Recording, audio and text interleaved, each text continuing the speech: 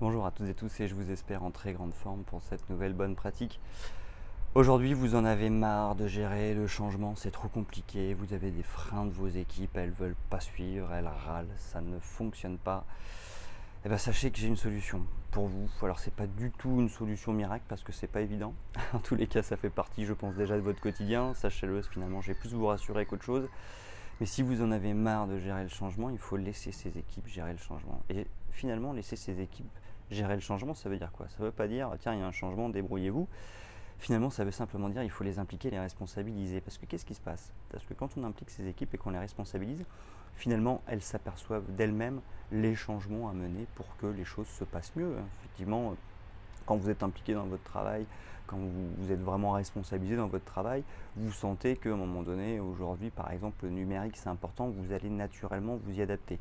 Alors que si vous êtes complètement déresponsabilisé et qu'on vous oblige à vous adapter à cette révolution numérique, là ça passe plus difficilement.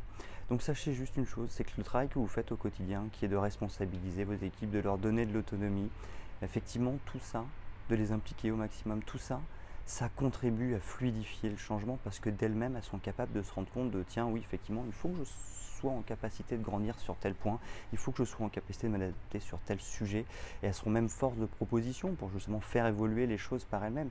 Et puis il y a sûrement des exemples où vous n'en êtes pas rendu compte, mais où finalement peut-être que déjà elles ont managé certains changements et ça vous a soulagé, mais finalement, si on veut manager le changement, enfin, si on veut, réduire, j'ai envie de dire, la difficulté du management du changement, il faut responsabiliser, donner un maximum d'autonomie et d'implication aux équipes.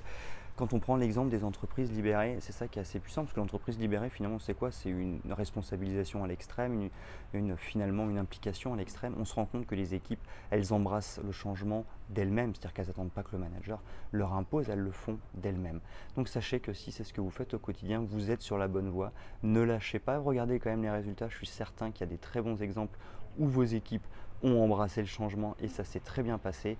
Continuez comme ça parce que c'est j'ai envie de dire, une des rares voies pour que on arrête de manager le changement dans la difficulté. Voilà, j'espère que cette bonne pratique du jour vous a été utile et moi je vous donne rendez-vous dès demain pour une nouvelle bonne pratique.